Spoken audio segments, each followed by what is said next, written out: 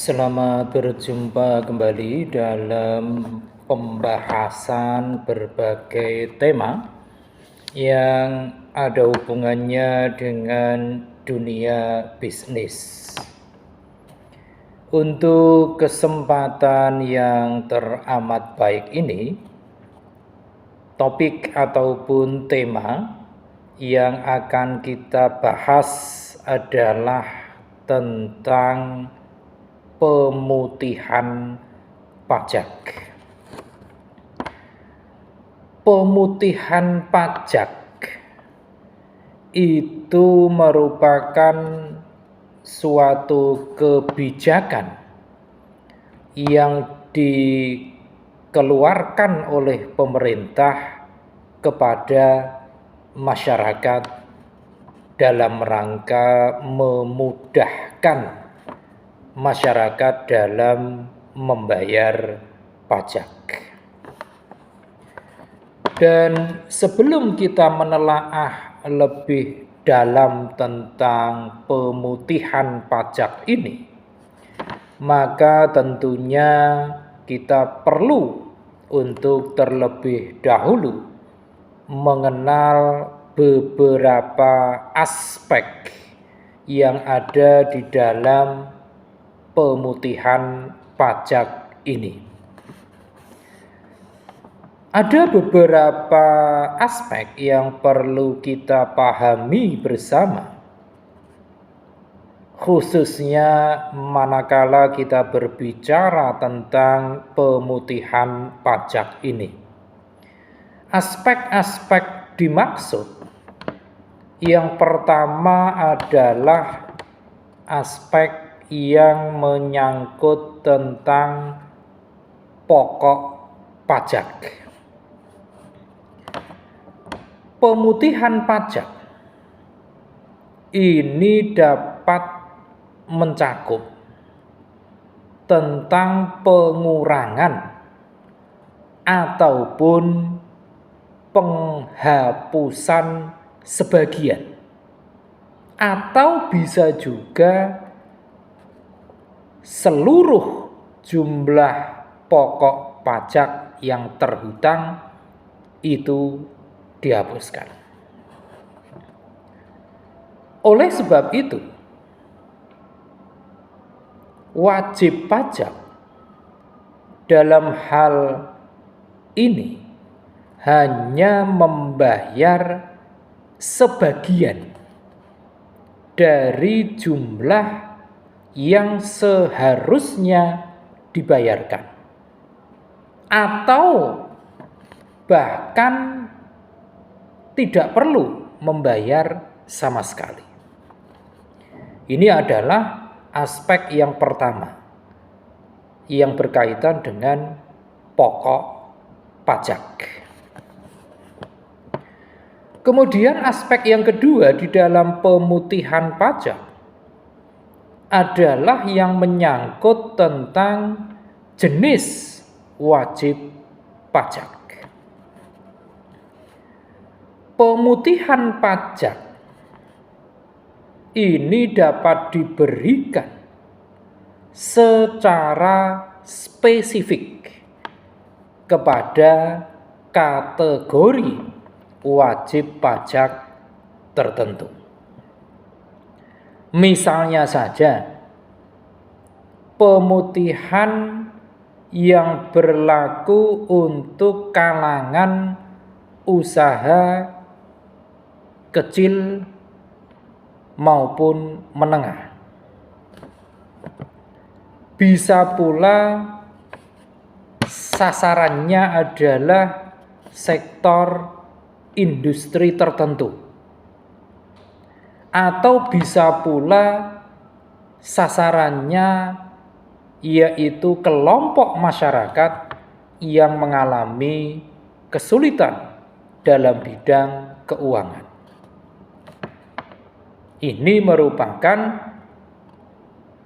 kelompok-kelompok ataupun sasaran-sasaran yang bisa diberikan dengan kebijakan pemutihan pajak. Kemudian aspek yang ketiga di dalam pemutihan pajak adalah aspek yang menyangkut tentang sanksi dan denda. Pemutihan pajak ini dapat melibatkan penghapusan sanksi dan denda yang terkait dengan tunggakan pajak. Sebagai contoh, wajib pajak mungkin tidak perlu untuk membayar denda keterlambatan atau sanksi lainnya yang seharusnya dikenakan atas tunggakan pajak mereka. Ini yang berkaitan dengan aspek sanksi dan juga denda. Kemudian aspek berikutnya yaitu yang menyangkut tentang pajak tertentu. Pemutihan pajak dapat diberikan untuk jenis-jenis pajak tertentu. Seperti misalnya pemutihan yang bisa berlaku untuk pajak penghasilan atau bisa pula berlaku untuk pajak pertambahan nilai atau yang lebih dikenal dengan istilah PPN. Atau bisa pula yang menyangkut tentang pajak properti dan sebagainya. Dan kebijakan pemutihan pajak ini dapat disesuaikan dengan kebutuhan dan juga kondisi ekonomi yang sedang dihadapi oleh pemerintah. Ini yang menyangkut tentang aspek pajak tertentu. Kemudian yang kelima yaitu aspek yang menyangkut tentang bunga. Pemutihan pajak kadangkala juga melibatkan adanya pengurangan ataupun penghapusan atas bunga yang terutang akibat keterlambatan pembayaran pajak. Dan dalam hal ini wajib pajak hanya perlu untuk membayar jumlah pokok pajaknya tanpa harus membayar bunga yang seharusnya dibayarkan. Kemudian aspek berikutnya yaitu yang menyangkut tentang surat tagihan. Pemutihan pajak dalam beberapa kasus juga akan dapat melibatkan penghapusan ataupun pengurangan jumlah yang tercantum di dalam surat tagihan pajak. Ini mengandung makna bahwa wajib pajak tidak perlu membayar semua jumlah yang tertera di dalam surat tagihan.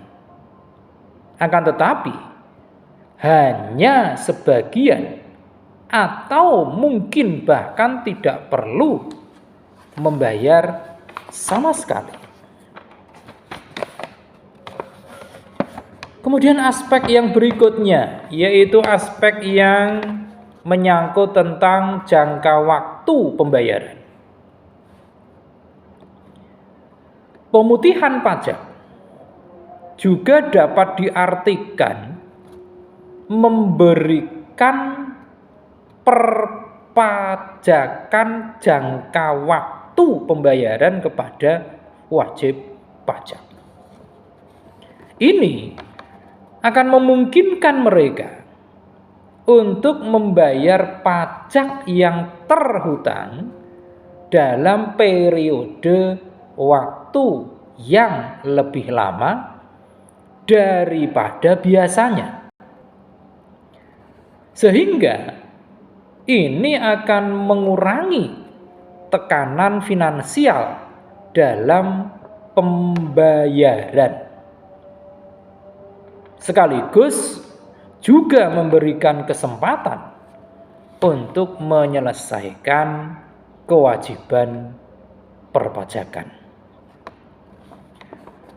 Dan aspek yang terakhir di dalam pemutihan pajak adalah aspek tentang pemeriksaan pajak. Pemutihan pajak itu juga dapat melibatkan penghentian ataupun penangguhan atas pemeriksaan pajak terhadap wajib pajak. Ini mengandung arti bahwa pemeriksaan yang sedang berlangsung itu ditunda atau tidak dilanjutkan selama periode pemutihan. Sehingga ini akan memberikan wajib pajak waktu tambahan untuk menyelesaikan kewajiban perpajakan mereka. Itu tadi merupakan aspek-aspek yang melekat kepada sesuatu hal berkaitan dengan pemutihan pajak. Nah, salah satu bentuk dari pemutihan pajak yang mendapatkan perhatian besar dari masyarakat antara lain adalah pemutihan pajak kendaraan.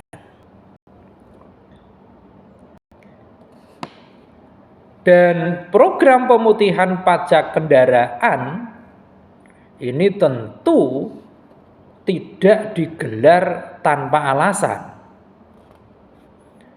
Penerapan program pemutihan pajak kendaraan ini akan membawa dampak bagi dua belah pihak.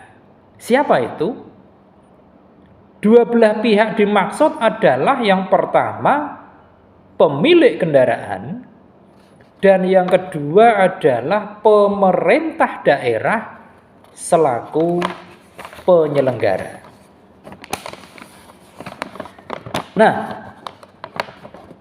karena pemutihan pajak kendaraan bermotor ini merupakan salah satu yang menjadi titik perhatian masyarakat, maka tentu dari pemutihan pajak kendaraan bermotor ini ada beberapa dampak positif yang menyertainya.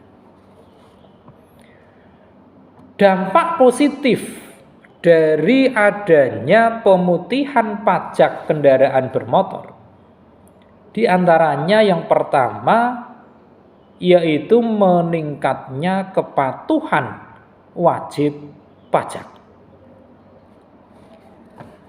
Dengan terhapusnya denda, maka beban yang terasa cukup berat akan menjadi lebih ringan.